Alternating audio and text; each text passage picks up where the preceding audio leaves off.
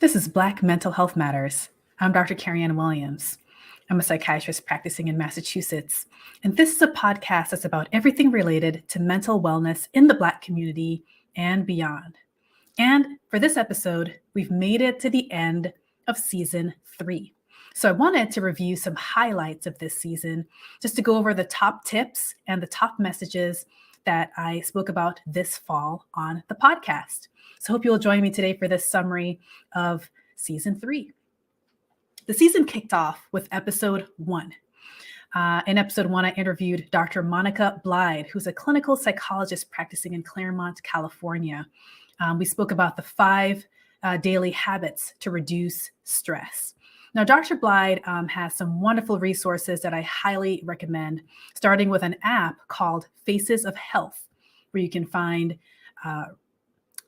activities and exercises that you can do to promote wellness, as well as other helpful information. She's also launched a masterclass on the neuroscience of stress management and mindfulness, which is available online at a reasonable price, where you get to explore the science behind stress for a deeper understanding of how to care for your wellness. And so in this first episode, I spoke with her, and I recommend that you check it out. Because there's so many things that we can do on a regular basis that are simple, they're free, and they're accessible to enhance your wellness. And so the 5 things that we discussed, and you'll have to check out the episode for more context, were to pause, reflect on what went right, get moving, connect, and give from your overflow. So check out episode 1 for more details. Now, this season, I also spoke about the link between breastfeeding and mental health, and that was episode 2. My guest for that episode was Dr. Amaka Namani, and she's a pediatrician that's practicing in Hershey, Pennsylvania, and she's written a children's book that helps young children to understand breastfeeding. Her book is called Ziora's Quest, Mommy's Milk Rocks. And in this episode, episode 2, she provided helpful information about how children think about breastfeeding, but also how important breastfeeding is for the mental health of children starting in infancy. Now, from episode 3 onwards, I did most of the podcast episodes without a guest. And one of my favorite episodes that I recorded was episode 3. It was called 7 Daily Affirmations for Black Mental Health. Now, you'll have to listen to that episode for the full context of the affirmations, but most of them were coming from my own experience. And I'm going to summarize them here. The first affirmation is, I am okay. You may have to redefine what it means to be okay, but once you hit upon that definition, it can be quite calming to remind yourself that you are okay, even if the things around you are not. The second affirmation was, yes, I can. And this was about being positive and being brave. Many of us can be pessimistic, but we call it being realistic. And sometimes that mindset can trip us up. So this second affirmation reminds us to say to ourselves on a daily basis, yes, I can. The third affirmation might come across a little bit differently, but it's not about me. And this one is a reminder to depersonalize the things that happen to us on a daily basis. It's not a call to ignore racism or harassment, but a reminder that a good percentage of things that happen to us on a day-to-day basis are not even about us at all. People around us are mostly thinking about themselves, and they are responding to their own life stresses. It's not about me. The fourth affirmation is, I am not failing. This was a call to redefine failure and success.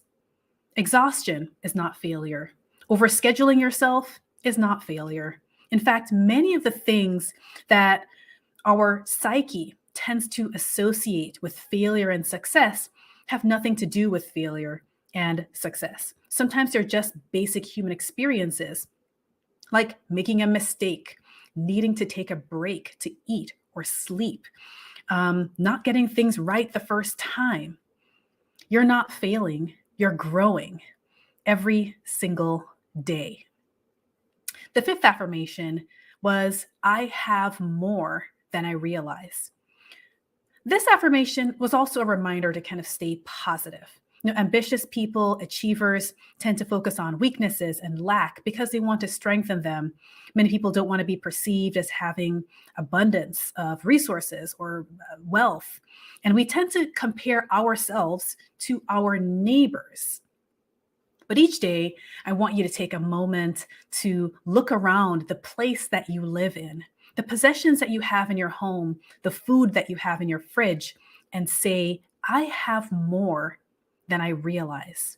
This is about perspective. Now, affirmation number 6 was, I am the best version of myself. Sometimes we can get discouraged as we think about the old days when we were stronger, thinner, etc. But I wanted people to think about all the things that they had gained, the wisdom, the experience, the family. All of these lessons and experiences put us in the position that we are in now. Even if the way that we feel right now doesn't feel that great. Maybe the things that we're going through right now might not feel all that great, but the lessons and experiences that we've had have kind of led up to where we are. And there are some redeeming qualities to be found in our current situation. The last affirmation was, I am not stuck. Most problems are solvable or can be converted into a form that is solvable. And I didn't mention this in my podcast episode, but that same concept was in a book that I read recently. And it's one of my favorite books of all times. It's called Not Today Negativity, and it's written by Dr. Onika Williams. Literally one of the best books I've ever read. And she talks about this concept of the 5 habits of positivity to cope, hope, and be well in tough times. And one of these concepts centers around this idea that most problems are solvable.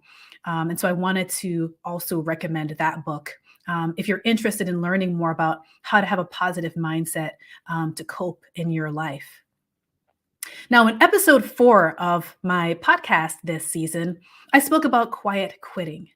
Quiet quitting is a term that had been going around the internet at that time. And there was a discussion about employees who basically kind of shut down and perform only at a baseline level at work, enough to prevent themselves from getting fired, but nothing over and above. And I spoke about this idea of quiet quitting from 2 angles, from the perspective of a psychiatrist. The idea of reducing your energy and reducing your engagement in a job that feels psychologically unhealthy to you could have some benefits to your mental health, particularly if you're trying to make more time for your family or for your personal life. The flip side, however, is that if you're spending hours at a time, or however long you work for, basically working in a negative psychological state, in some cases feeling angry, resentful, frustrated, sad for the duration of time that you're working for, that kind of prolonged state, particularly if you feel stuck in your job, can place you at risk for mental health symptoms like depression or physical health symptoms that come along with prolonged physical stress. In episode 5, I reviewed different stages of psychological development based on a theorist named Erik Erikson, and I linked everything back to different psychological crises that we experience at different stages of our life. Because if you think about it, the kind of psychological crises that we have in adolescence may be different from that we experience in young adulthood versus that at age 40 versus that at age 70. And I thought it would be interesting to talk about how we evolve psychologically throughout life. Then, after a draft recommendation about anxiety screening was released in the news, I recorded episode 6, where I spoke about what an anxiety screening might look like. And to go along with that, I recorded episode 7, which was a more detailed explanation of what a first psychiatry appointment might look like. Then the episode that had one of the top number of downloads this season was episode 8, which I called Winterize Your Mental Health. And this one was about preparing mentally for the fall and winter seasons. So, in this episode, I take you on a bit of a journey of thinking about the sensory experience of fall and winter, and how sometimes the same sensory experiences that can bring joy and comfort can also trigger sadness and bad memories. I also talk about how work stress contributes to mental health problems in the fall and winter. There can be a relative lightness to the summer in terms of our schedule. Sometimes certain recurring meetings we have throughout the year get canceled. Sometimes there's less conferences and things like that. But then everything seems to come crashing down in the fall and winter. Every deadline that can possibly be due comes due, and it ends up all happening at the same time. And so I talk about how the preparation for the work stress of the fall and winter actually starts in the summer. We tend to agree to do things during a time when our schedule feels falsely lighter, and then they all come due at the same time in the future. So I talk about how schedule management and getting help with schedule management can be a part of your plan to winterize your mental health. The third thing that I addressed is how the change in our nutrition during the fall and winter can also contribute to mental health issues. We don't want food to go to waste, and we also want to make all of our favorite holiday foods. And we don't want to say no when other people are making holiday foods for us. And a large percentage of holiday related foods in the US have a lot of sugar, fat, or salt.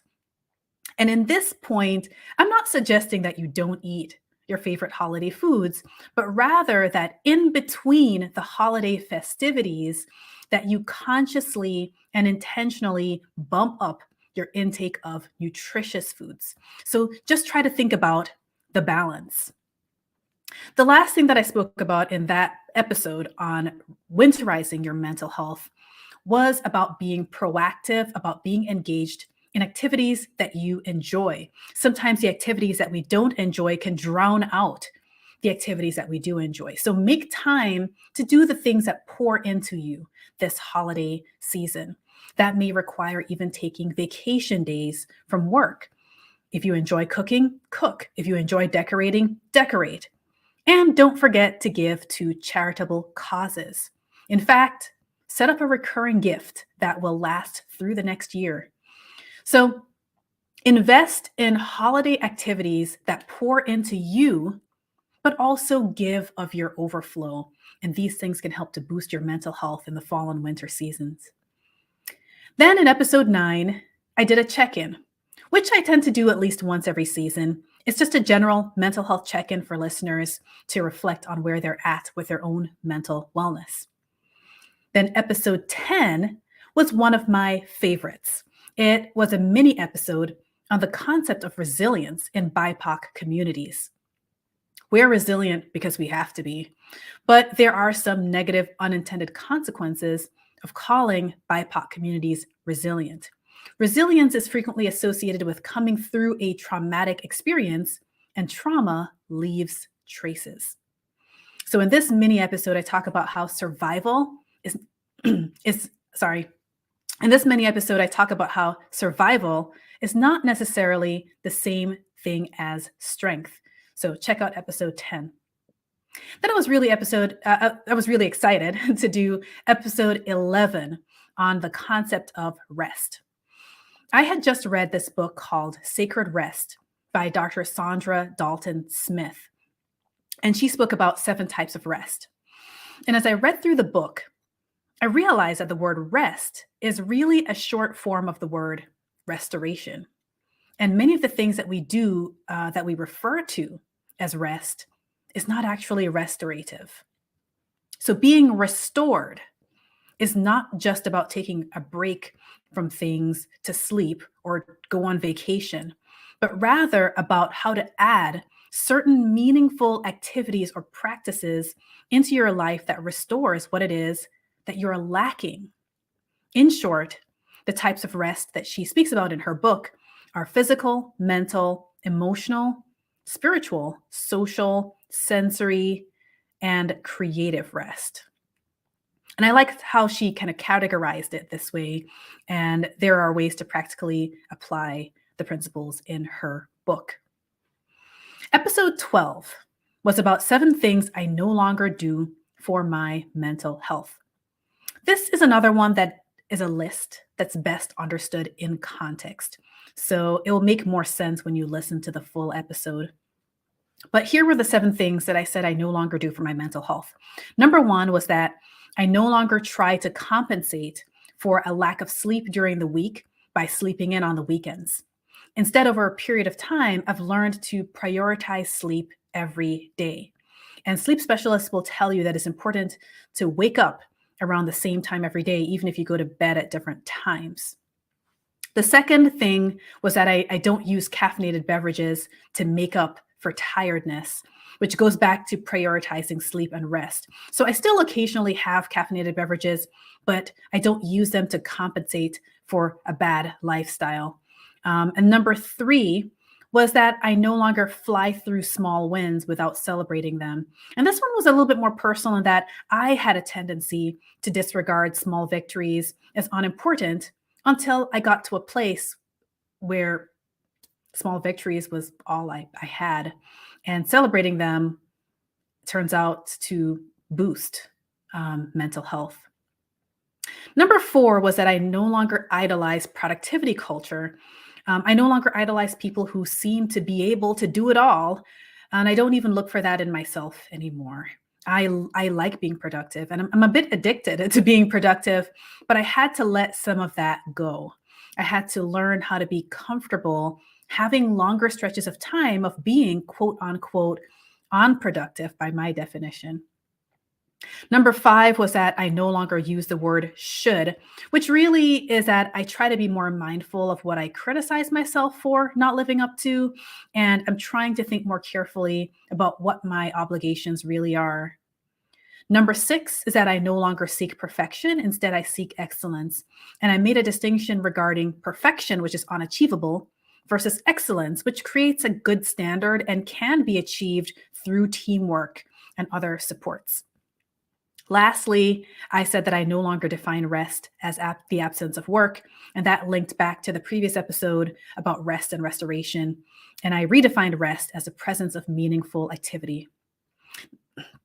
Then for the final 2 episodes, episode 13 and 14, I was joined by graduate students from William James College. They researched a couple of topics that they wanted to share on my podcast. So in episode 13, they spoke about the barriers that immigrants face in obtaining mental health services, both psychological barriers and physical barriers. And then in episode 14, they spoke about food insecurity and they spoke about their experience going to various community fridge locations in and around the city of Boston. So I found that really interesting, and I'd recommend that you check out those 2 episodes. So to wrap up, what was your favorite episode of season 3? And what do you want to hear about in season 4? Let me know. Drop me a note on social media. I'm on Facebook, Twitter, Instagram, and YouTube. And I want to thank all of you out there for listening to Black Mental Health Matters with Dr. Kerry-Ann for season 3. Don't forget to give a positive rating and a review of my podcast on your favorite podcasting platform. So take care, have a great holiday, and stay tuned for season 4 that's going to be starting sometime in January. So have a great holiday.